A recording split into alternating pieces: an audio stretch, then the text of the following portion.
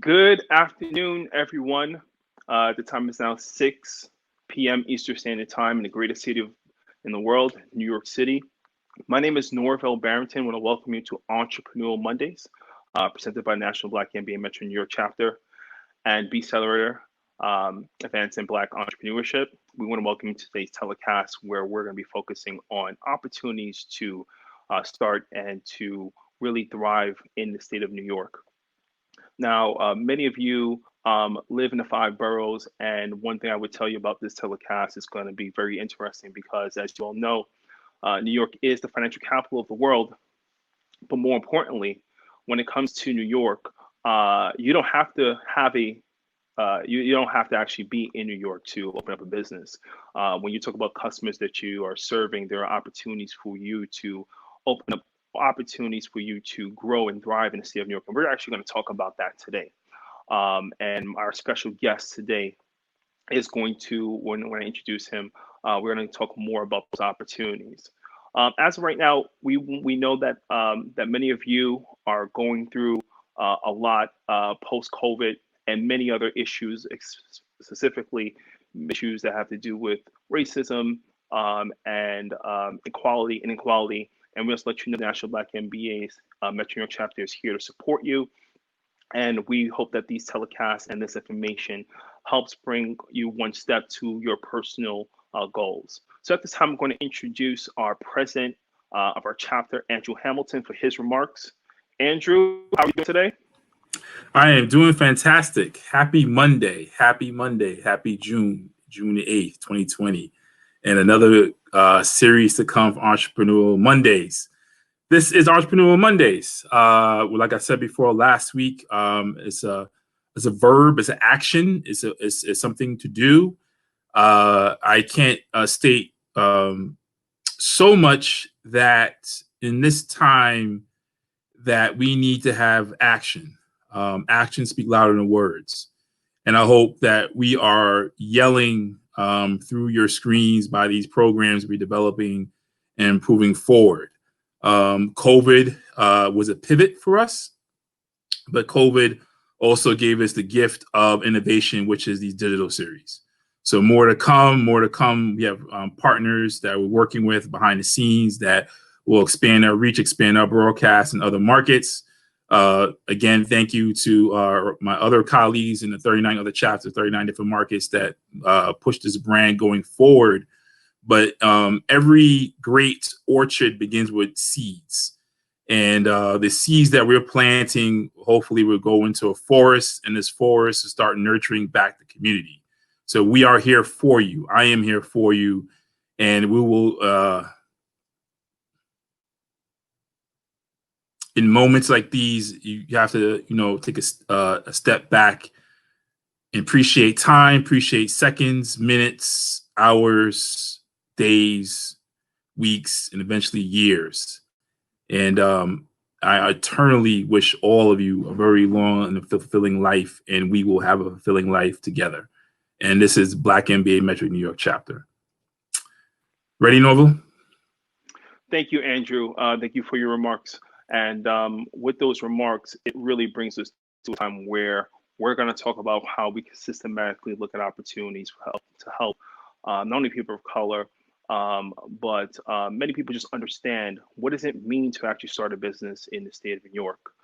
Our special guest today, over the course of a couple of years, has been a true partner for the National Black MBA Metro New York chapter, Luc El-Art Severe, who has a JD, and he is the Vice President of Business Development with the Division of Minority and Women-Owned Business Development for the Empire State Development Corporation.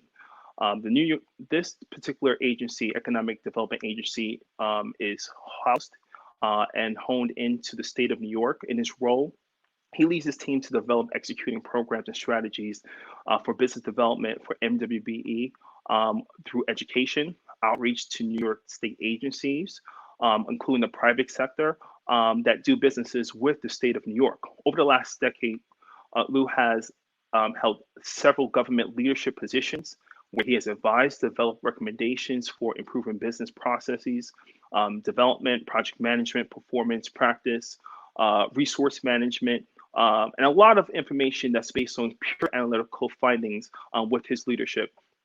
With his process performing, including he's a certified improvement engineer in Lean Six Sigma Green Belt. He serves as a national advisor committee um, to the Department of the U.S. Census Bureau, and also for the KBS Limited Foundation of Phi Beta Sigma Fraternity Incorporated. He has been acknowledged by the journal, the Network Journal, and the National Black Lawyers of Top 40 Under 40 for his service, and a recipient of community awards by the Long Island branch of the National Association of University Women.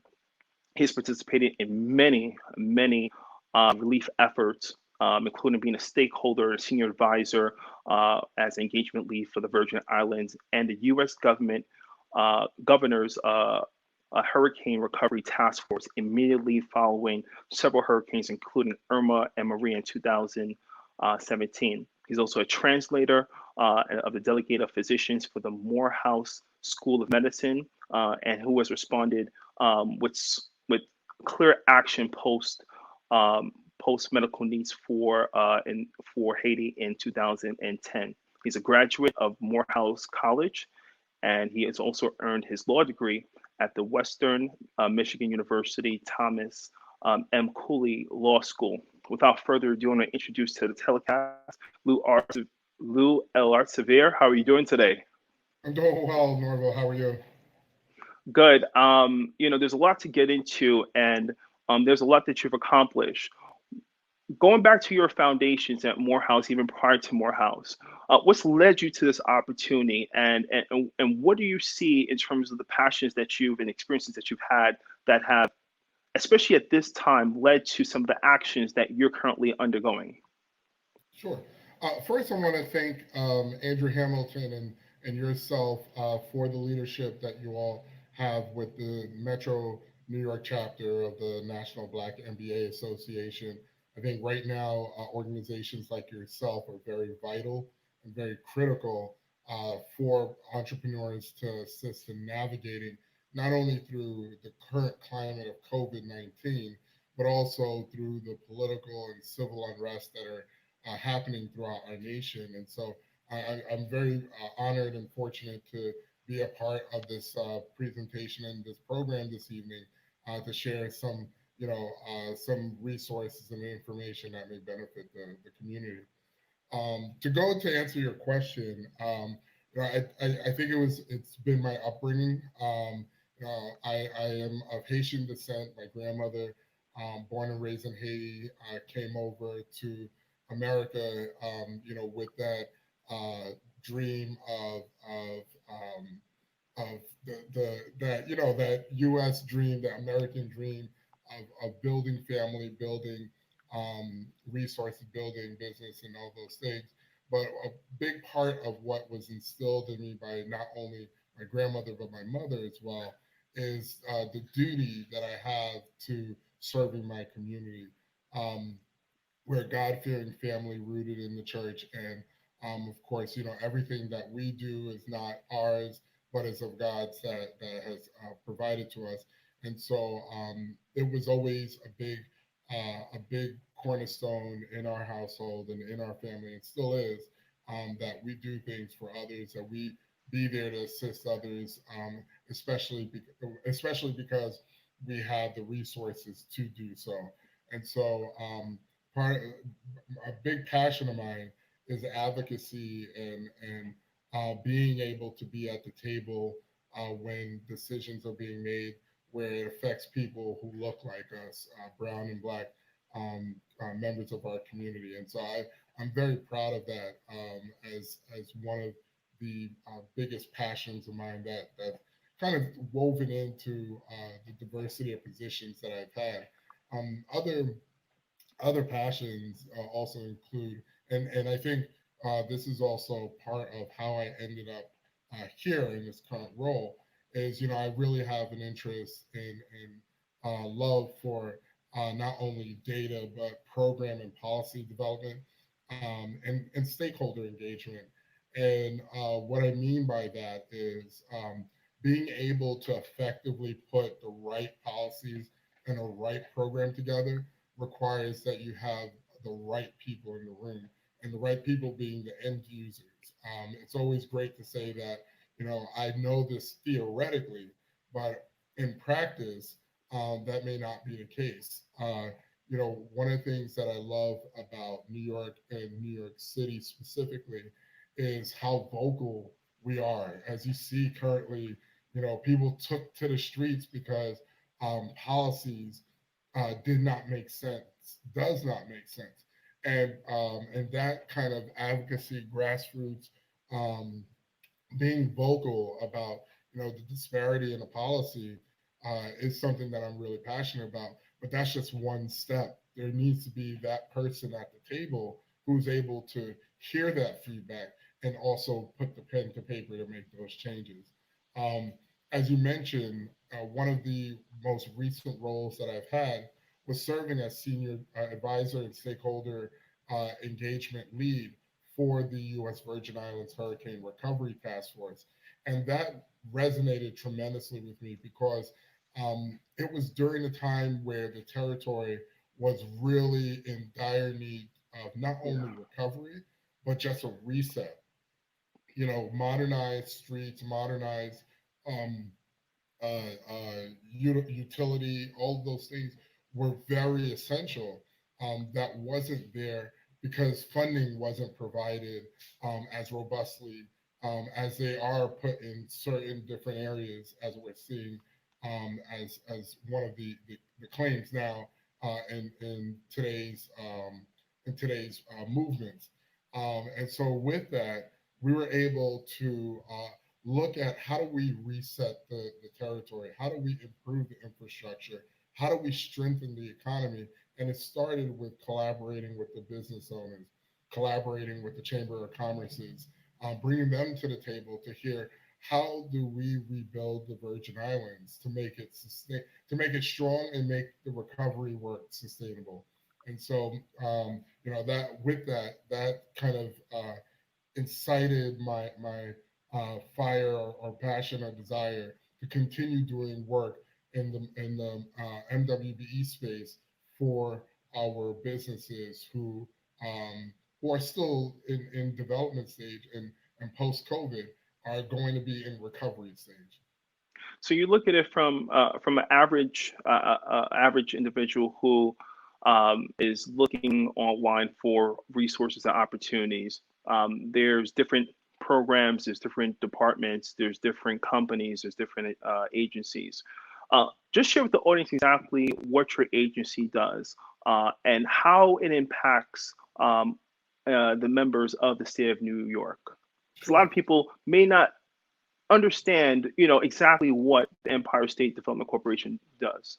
Right. So Empire State Development is our economic development agency here in the state of New York. Its mission is to promote a vigorous and growing state economy and encouraging business investment and job creation. And it supports diverse, prosperous, and local economies across New York State. Since 2011, Empire State Development, or called ESD, through the Regional Economic Development Councils, REDC, has awarded over $6.5 billion in economic development awards. At ESD, the Division of Minority Women's Business Development's mission is to promote equality of economic opportunities for MWBEs and to eliminate barriers to their participation in state contracts. Some important initiatives include our frequent training webinars, our regional opportunity expos, business growth accelerator program, and our mentorship protege program, to name a few. And our website for you all to visit to get more information is esd.ny.gov. Now, when we look at your organization versus other organizations, we know that in New York City, we know John Eldoris is in charge. He's the commissioner of small business services. How do those two entities work together? And how are they slightly different from each other for our audience members? Sure. So the New York City MWBE program is strictly for the New York City agencies, procurement, and they are governed by the city rules of their utilization, etc. At the state, we are governed by Article 15A, and our program um, oversees the 97 different agencies and authorities in their utilization of the MWBE. It's important to know the distinction because uh, it also dictates the requirement or eligibility to be certified by New York State or by New York City. And then there's also the Port Authority that also has its own certification that's bound or dictated by other legal rules on their end. And so we work collaboratively to ensure that uh, throughout the state that we are promoting an equitable economy, that we are bringing new and modern technology, resources, and providing a space for our residents of New York State to compete equitably to bring New York State continuously forward. As you know, we are a big focal point and a pioneer in many of the technology and other types of economical opportunities. And we always want to push the needle to get ahead. And by doing that, we always want to create more opportunities for a level playing field for our MWBEs to have an equitable economy. Now, most people, and it speaks for myself and many others, many people have great ideas, and at some point those ideas fizzle out, and not because of capabilities, not because of the will to do it, but where are the opportunities? So let's look at it from a state perspective. There's a lot of transformation that's happening. What are some of the areas that you see that have been changing, have been emerging for the state, where you can say, there's a direction that maybe individuals might want to look at in terms of these are the emerging areas that are going to continue to be invested into. Right.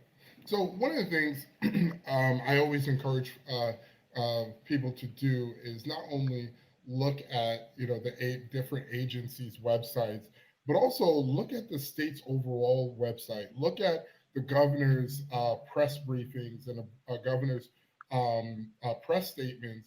Um, Peruse through all of those documents.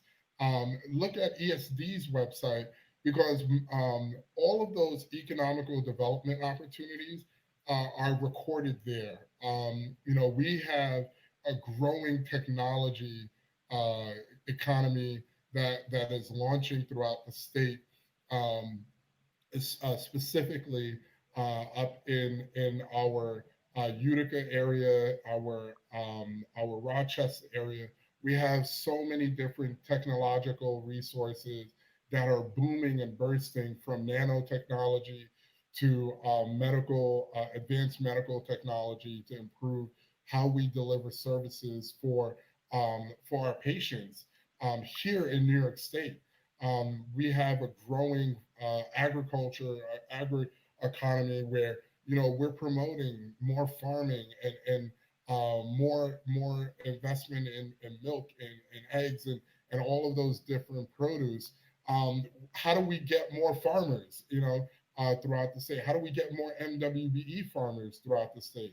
Um, we have a plethora of different economies that are emerging that I think these are opportunities for our communities to look at. Well, maybe I have a skill set in developing a business in that. And for those who are MWBE businesses, what we offer with the division is our partnership with our entrepreneurial assistance centers, our small business development centers, and our procurement technical assistance centers, where they will assist you free of charge in not only setting up and starting up your business, but also accessing the resources that are out there, from capital to even, how do I partner with a business that's already established from a mentor point of view. and a whole host of different opportunities there. Our procurement technical assistance program helps businesses identify where exactly are those contract opportunities that all of these big businesses are getting elsewhere. Where do we go and get those opportunities?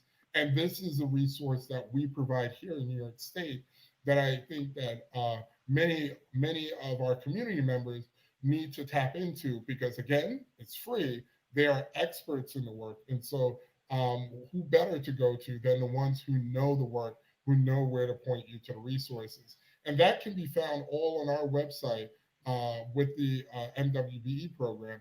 That's esd.ny.gov MWBE.html. Now, a lot of things that you mentioned resonate with me, of course, and many of our viewers here. But for people who maybe just maybe have started a business and are trying to understand, what really does MWBE empower? What is really the importance of the MWBE? Can you just touch on that? Because there's some misconceptions out there, and we want to make sure that our audience understands how important this is, not only opportunities, but also for people you might do business with as well. Sure. So, to give some context for those who are unfamiliar with the program, the MWB program has been a key initiative of Governor Cuomo's since 2011.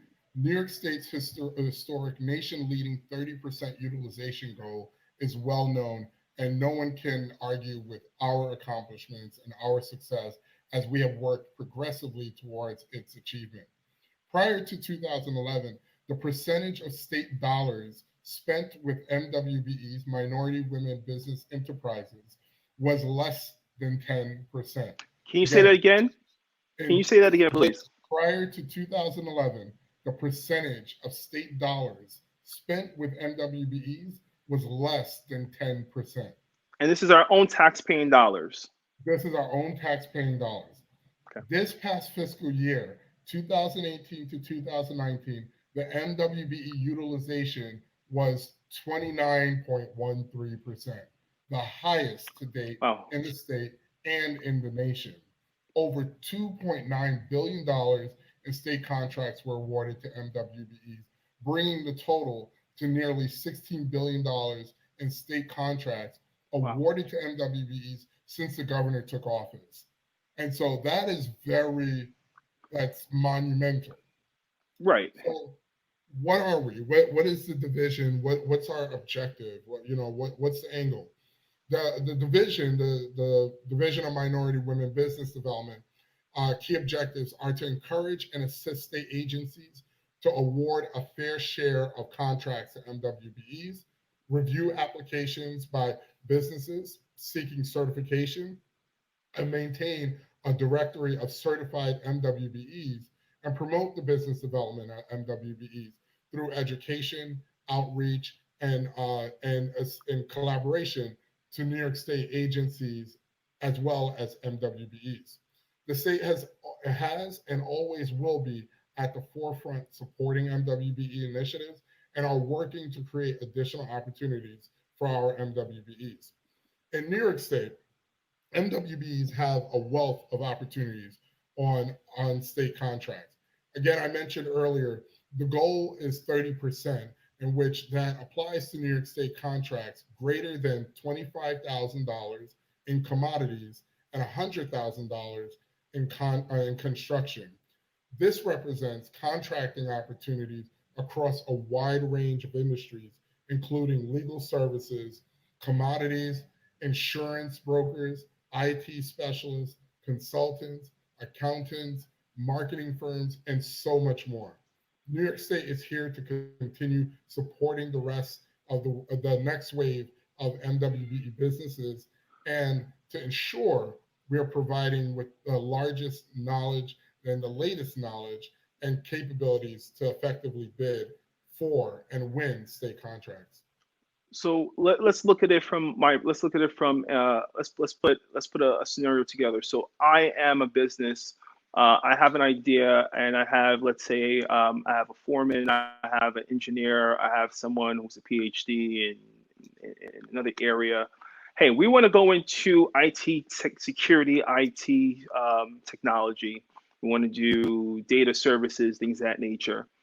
Okay, we have, let's say, $200,000 saved up, 3 partners, but we're not certified. So can you just walk through the process of how our previous experience, our previous professional experience with those of us who are coming from entrepreneurial or corporate jobs. Now we're looking to go ahead and use our talents to go ahead into this realm. How does your agency now help form that discussion for us and put us in a position to get certified, then to ultimately get an opportunity to get opportunities with the state? Sure. So I want to clarify one piece. We are the agency that reviews certification application and makes the Okay. decision, and so we don't handhold in those with those situations. But our partnership with our entrepreneurial assistance centers and other stakeholders can actually sit down with you and help you complete the process. And so overall, from what you stated, you're a business that has a history of doing business in the industry that you're an expert in, and you're seeking certification. That's going to be very key because you have to have a set year or 2 years of experience in the work that you've been doing. So it's not as if that you just started your business and then you could become certified. You have to show that you've done work in a specific industry. And the reason for that is because when you do apply for certification, you also are identifying a code, a commodities code. And what does that mean?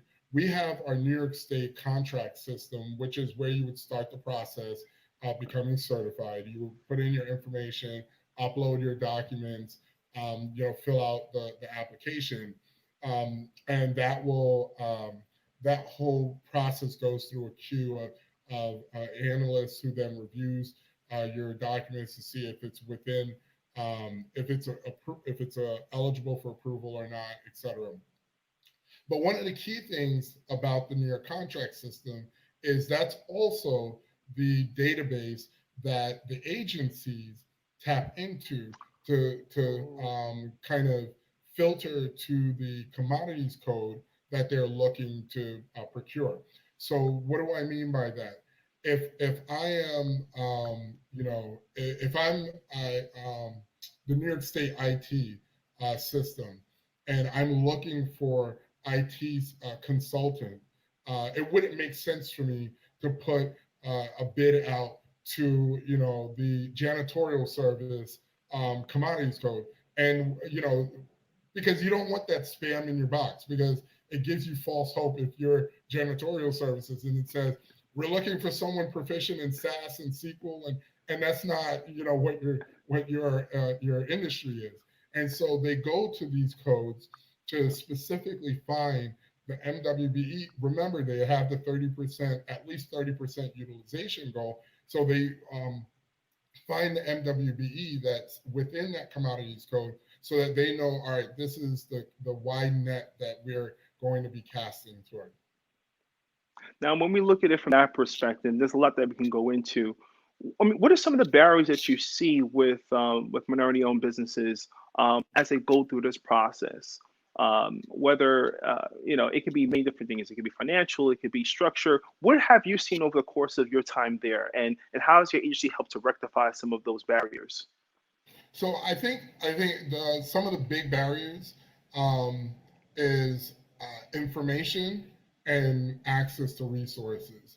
And with information, I'll even break it out to even say, I think one of the other barriers within that information is time on the side of the business, the minority or the MWBE business owner, because our minority and women businesses are small businesses, many of which are very small staffing, and so to dedicate time to research, what are all of the latest information that's out there, that can be very cumbersome when you could use that time to kind of sell whatever your product is or do whatever it is that you do for your business. And so we find that that's a challenge. And I'll talk about what we've done to kind of address that in just a moment. Another barrier that we found is the access to capital, and there's no secret there. One of the ways our division and our agency has been committed in addressing that barrier and breaking down that barrier is actually effectively working with lenders to provide equitable access to capital. And we have some programs like our Bridge to Success loan program, our New York Surety Bond Assistance Program, and now we have our New York Forward loan program that the governor announced last week. And more information on all of those different programs are on our website, esd.ny.gov. And if you look at the tab Doing Business, Small Business will be the sublink, and all of the information and resources are there. Now, as far as the access to information part, one of the things that we have done in the division is streamline how we provide information and push information out to the public. So keeping in mind and being cognizant of the fact that many people may not have time to sit into an hour-long webinar, we have done things like record the webinar and send it out to our community, our constituency. The PowerPoint of the webinar that identifies key points, we send it out. On my team, I have my team members who are assigned to specific regions, and we provide our emails so that if you are a business and you need direct help and direct support, you have a number and you have an email at the state that you can call directly. And our job is to connect you with not only an EAC counselor who is in your community that you can easily go to, but also connect you with other stakeholders like a chamber of commerce, like a trade association, like an urban league who's there on the ground, who knows the needs of the community, who knows the resources out there. And so we've used that to kind of that partnership to kind of provide a full service to our business community. And with that community, we've seen, and this is a time in our lives, in our young lives as young men, we've seen COVID change the way everything is being done. You have businesses that may not open, businesses that are looking to restructure. How has the communication been with the businesses in New York State, and how has it changed? How has COVID changed the way you look at providing those resources, not only information, but the resources you provide? No, I'm glad you asked that question. It's been it's hit our community, pretty bad. Our thoughts and prayers are with the families of those impacted by COVID. But for the MWB community, what we have done is we've held 3 webinars focused on COVID-19 resources and participated in partner panel discussions. And so these webinars focused on how do you apply to PPP loan? How do you apply to local opportunities that are out there to assist it with your business? We have increased our collaborations with the ESD Small Business and Technology Division, promoting access to capital programs, and especially the New York Forward Loan Fund. This week on our website at www.esd.ny.gov/MWBE.html, we will be posting a list of COVID resources for our MWBE community as a whole. In addition, the division supports MWBEs through our training webinars, which we not only host on Tuesdays, but we've expanded that to Thursdays as well with targeted topics to ensure that it's relevant for the businesses that are out there. We are highlighting federal, state, and local resources that are available to MWBEs. The division also has planned in-person virtual events such as our expos. And this year we're hosting 4 virtual opportunities. We already held our Long Island virtual expo. We've had experts from Long Island to talk about what procurement opportunities are out there for folks who are on Long Island. We still have the Belmont project. We still have the MTA third track. We still have project with SUNY, and so there are several opportunities that are still pushing forward where you can have an opportunity to serve as a subcontractor there. We had our Mohawk, our Southern tier, and we have our Mohawk Valley and Western New York expos coming up later this year. We also have been hosting meet and greet webinars so that we could talk to you about what we are doing, what we've been doing since last year. We did Valerie White, our former executive vice president, executive director, and myself. We did a statewide tour to hear from everyone on what are the opportunities that are needed in their community to strengthen MWBE, to feel like to receive the support that's needed. And we heard them. And we want to give our feedback and report out through our meet and greets. And we've successfully done these virtual meet and greets a couple of times so far. And we have some remaining meet and greets in Finger Lakes as well as the North Country, upstate New York. And if you visit our website, you can see where we have them. If you want us to address your community, please send us an email, and we can definitely look at how we can make that happen. But all in all, the big piece I want everyone to take away is that we are a resource here for you. We are open for business, and so if you send us an email, give us a call. We're here to assist you in any way we can possible. And just for the viewers in our membership in our network, we will be sending out some of that information as well on behalf ESD to make sure that you do get some of this, a lot of great sources that was not only on this call but also upcoming news coming forward. So look out for that, because we want to make sure you get the resources that are needed. And it kind of leads me to where we look at untapped markets, and we touched on it before, but why do you believe, and this is just more of a personal question, there's no right or wrong, but many people believe that, oh, it's a free service. I don't know, it's there. Maybe I shouldn't tap into it. What is the reluctance? Why are people so reluctant to using some of these services? Because we know people that do tap in, but there's some people who say, I don't know. It's there, but I don't know. It's free, but I don't know. That's the point. It's free. Right. You pay for it. Well, actually, you pay for it.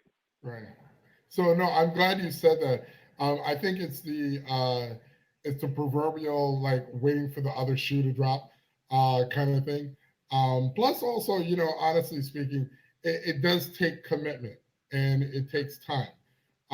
But as you mentioned and as you said, so spot on. While we say it's free, it really isn't, because it's your tax dollars that fund it. And so when you walk in, though you're not exchanging money for any of the assistance that they're providing, you did by paying your taxes. And so so I think framing it in a way of, this is a resource that's out there because you pay for it, whether you use it or not, you pay for it. I think that's a different approach, or that's a different way to get folks really to take advantage of it. But I think it does take time. But as everyone knows who are entrepreneurs, that didn't happen overnight. It's not as if you discovered the groundbreaking thing and became a millionaire the next day. It's not how it works. You probably had some scrapes and bruises. You probably had some loan application denials. You probably had some rejections from procurement opportunities. But that shouldn't deter you from continuing to push forward. If anything, that should actually motivate you to even use the resources more. And so those resources are out there. They're conveniently located throughout the 5 boroughs. in certain boroughs, multiple locations. And so we encourage you to use those resources. And when I say these resources, I'm talking about our entrepreneurial assistance centers, your small business development centers, and your procurement technical assistance centers. You know, I have a story about an SBDC story. I was on a panel. I was actually hosting and moderating a panel during our MWBE forum. Um, and I'll explain what that is a little later. Last year, and we had an SBDC, a Small Business Development Center, who was sitting on a panel, and they said, we offer you assistance to start your business and things of that nature. And so, you know, I just tongue in cheek, jokingly said, well, what if it's Saturday morning and I'm eating my cereals in my bathrobe, watching cartoons, and then all of a sudden a concept comes into my head? Can I come to you all? And the panelists said very quickly, yes, that is a great time to come to us. And so I was kind of, you know, scratching my head saying, well, I don't have a full thought out plan. And they said, you don't need to have a full thought out plan. You just need that concept. And what they do is many of our small business development centers are actually attached to a business school. And so what they do is they help you draw up a business plan. They help you look at what is the market for your product that you want to either sell or make or deliver. And then they help you refine that. They do the market study to help you refine that. And then they also help you find, all right, who can you pitch this to? And so this is literally from beginning to end in starting your business. They are here as a resource to help you. Again, there is no exchanging of money or dollars or cards or anything like that. It is a service that you pay for through your tax dollars that I think is very, very vital and is very, very beneficial for our community. And can you hear me? Yes, I hear you. I hear you. Okay, good. And when you talk about some of those services, what are some of them? What are some of the services we can tap into right now? You mentioned a couple of them, but as we go through COVID, post-recovery COVID, what are some of the things that Black-owned businesses can really just tap into as soon as possible? Sure. So some of the resources besides the entrepreneurial assistance centers, the small business development centers, the procurement technical assistance centers, we at the division also have several resources that you all can take advantage of now. Our division has a capacity building and growth accelerator program and Training Tuesday webinars that I mentioned. We provide businesses with development resources, technical assistance, and navigating access to bidding opportunities through targeted marketing outreach to MWBEs. Also, each year, our division hosts regional opportunity expos, business builder boot camps, and the MWBE Forum, which is the largest procurement event in the New York State. There is also the New York State Contract Reporter. This is a very, very important key resource. It is the New York's official website of state procurement activity. Mind you, it's not to be confused with the New York contract system. The New York State contract system is for the certification application and the certification status check, etc. The New York State Contract Reporter is the website for the state's procurement opportunity. All state agencies, authorities, state universities, public benefit corporations, etc., they advertise their bid opportunities valued at $50,000 or more on this website. We also offer our New York State Contract Opportunities ebook, which lists contact information for agency procurement officers and upcoming state contracting opportunities. That also can be found on our website. Now, as we close, I know there's some questions that I received here via text here. What are some of one of the opportunities that, in terms of, let me just rephrase that, what are maybe some of the 3 reasons why African Americans should actually start a business in New York State? So New York State is a leader in the U.S. emerging markets. and invite African American businesses to participate in those emerging markets. ESD has the most progressive MWBE opportunities and the highest MWBE utilization in the country, which means New York State is committed to advancing economical equity. And certify your business with New York State now, and you have more access to opportunities to grow and build your business. Remember, many of these contracting opportunities with the state are multi-year contract opportunities. So as you're building your business, this is how you can build your business, how you can build a rapport, and also how you can have a steady stream of income for those businesses that are looking for building their wealth and building their economical structure. And for those of you on the line, what's important here, especially when it comes to diversifying your revenue, when you look at a revenue stream, you want to make sure that you have maybe 2 or 3 different ways that you can actually earn revenue. At a time such as COVID or anything that could happen within things that you can't control, you want to make sure at least 2 or 3 of your revenue streams are consistent. And one of the things that Lou is highlighting here is when you talk about contracting, 2 3 year contracts can bring a lot of sustainability to your business. But now imagine if you have 2 3 4 different contracts within that time frame. So now you're talking about overlapping revenue, which now you can look to see how you can supplement other parts of the business or expand your business or look at innovation. So this is just again one way that you can actually look at revenue streams, but this contracting piece can't be understated. It is very, very important for you to look at opportunities from a state level as you look at growing your business. And this is one of the reasons why we wanted to make sure we have to stay on the call to discuss this. And as we close here, I do have another question here. So from your perspective, you've seen a lot of you have a lot of challenges in your past. How do you manage some of those challenges within this particular area, knowing that there's so much more that other states, other areas maybe are not doing? How do you balance the personal and the professional piece of your work? Because what you do, there's a lot that you may take on, but how does that impact you in terms of your work, and how does that continue to drive you going forward?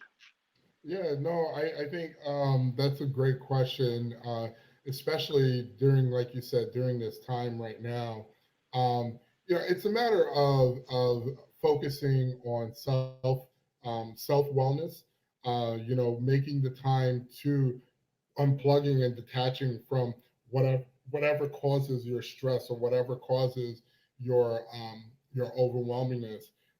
For me, I think what helps me or drives me more when I do have personal or whatnot is doing more to help others. And so during this time, just been giving more space to family, friends, and colleagues and neighbors to talk about what some of the concerns and things that they're facing. And I find great reward in doing that because oftentimes it's difficult for people to even say and identify that they have something going on or there's a challenge, or even feel there's a trusted space to voice what may be on their heart and on their mind. And so by being able to facilitate that for someone, I find it and count it as a blessing. And I always like to do that to help others. I also use it as fuel and motivation to keep pushing to do what it is that I'm passionate about, which is the community advocacy, which is being at the table, impacting policy, creating a program that really addresses the inequality and inequity that exists and that has existed for many years in our society. And I think by doing those things, I feel that kind of in turn, I guess that translate into fuel and just keep pushing. And that in turn helps me see a benefit and a reward to something that our community needs. Well, I will leave it there with those words, especially those timely words. We want to thank you so much, not only for your passion, not only for the work that you do, but the impact that you and your team has had in New York State. And we know that from a national perspective, we know that many others are looking at New York State as a catalyst, as a beacon of hope, not only for many other regions, but especially economic opportunities. So we want to thank you. We want to thank you for joining this telecast. Luc El-Art Severe, thank you so much. Thank you. Really appreciate it, and we look forward to having you on many more opportunities to help grow businesses in New York State. Thank you so much. Thank you.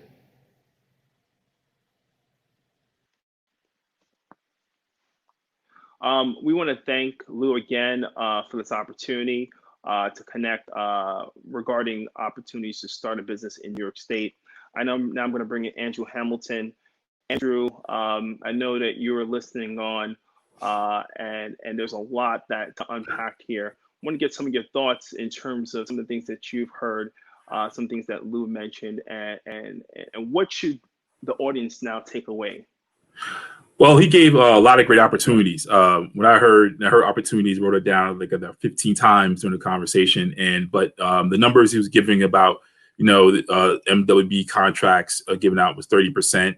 So another 70% needs to be filled. So I'm always optimist. So that glass is half full, and the glass is still going to be full with opportunities that I'm sure that our members of the network can take advantage of. One of the things that I've been hearing throughout the 2 weeks and, resonating with me is equity of service, equity of policy, equity of health, but equity in wealth. And what he was giving and that information was equity information, so you could gain equity of wealth. I'm sure a lot of people sitting at home or sitting with residents or having this time when Corona causes unforeseen cocoon. Out of cocoon comes a beautiful butterfly. And I'm wondering and I'm hoping that a lot of people are developing and growing together in this cocoon in your, I would say, self-imposed isolation. You come out now and you have a very beautiful story to tell. So, yes, he had a lot of good information that I think our members of the network would benefit from. And one thing that we want to keep in mind here, this is just part of the main discussions that we're having from a National Black MBA Metro New York chapter perspective. Entrepreneurial Mondays will continue on next week, where we have Nicole Kober, who is a member and board member of the National Women's Business Council, who is an advisor to the Congress, the White House, and the Small Business Administration.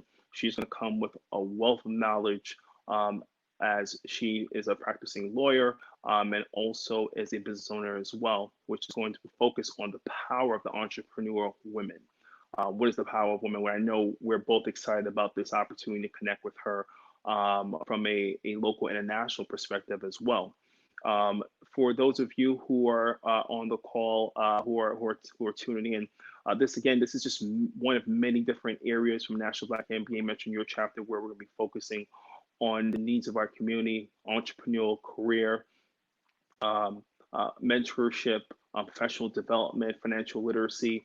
Tomorrow, tune in where Alicia Suggs and many others, including Molly Reese and Deanna Phoenix, are going to talk about the power of networking. What does networking look like in 2020? As we look going forward, how is that going to change? I know Andrew and I are very interested to hear and to learn more how we can improve our networking base. For those of you who are looking for career opportunities, on June the 18th, we have a virtual career fair. We have about 15 companies confirmed who will be participating on our virtual career fair, where you'll be able to look for opportunities to help pivot your careers, especially at a time like this. I know, Andrew, this is a time where many of our members are looking for career opportunities. So we're very happy about that. I know that you're working countless hours to pull this off. So it's a labor of love. When I first joined the board, I was employment director, so it was near dear to my heart to provide opportunities back to our membership and more importantly back to the community. Which this career expo or digital fair is, you get to view it a little bit differently, is borderless.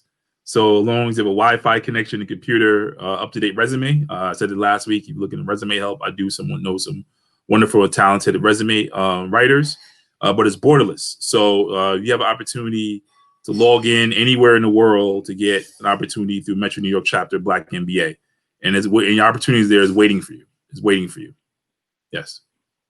And lastly, while we have a number of announcements that are coming up, and I cannot wait to share those announcements from our lifestyle team, we also have our NYBLACKMBA Business Symposium presented by National Black MBA Metro New York Chapter and bccelerator. This business symposium will be a 5-hour event where we're going to help you put yourself in a position not only to be NWB certified, but how to get contracts, how to look at your legal status, what structural things you need to change from a finance insurance perspective. How do you look at marketing? We're going to announce a number of the details regarding these sessions in the upcoming days. It is something that we've been working tirelessly on to ensure that our members get the opportunities that they need. And we're going to have a cast of professionals that we're working with very closely to make sure that throughout the day, throughout this 5-hour time frame, we're going to take you through a series of information and steps that are going to be very specific, that are going to help you along the way. Yeah, and it's kudos to you and Latoya and Zoe for pulling it off. I think again is showing the talented network and community we have, and friends and colleagues and coworkers really pushing the envelope in the world of entrepreneurship and making that an essential need for our community. So I can't wait for the day to happen. I think it'll be a great exercise in excellence, our intelligence, our enthusiasm, and more importantly, our resilience. Because it's showing that we are definitely resilient and innovative to bring programming to you in this time and we're doing it. So very happy pulling it off. Now, as we leave today, we want to thank everyone for being on the call. For those of you who called in, who are viewing, we thank you so much for not only your support. If you're looking to become a member of this great organization that we're a part of, please visit nyblackmba.org to become a member. We're looking for individuals, talented individuals, not only to join, but also to help individuals to close gaps in various areas where we want to bring quality to not only the lives that we live, but how we earn money, how we take care of our families, how we learn information, whether it's academic, whether it's tools, whether it's vocational, whether it's professional development. You can be the change. You can be the change, and we're looking for individuals such as you. So please, to become a member of National Black MBA Metro New York Chapter, please visit nyblackmba.com. My name is Norville Barrington. On behalf of our president, Andrew Hamilton, our great leader, and our board, our committee members, we want to thank you so much for tuning in to Entrepreneurial Mondays presented by Metro New York Chapter and bccelerator Advancing Black Entrepreneurship. You have a wonderful day. Tune in tomorrow when we talk about the power of networking and how you can change your networking skills to advance your career. Thank you very much and have a wonderful day.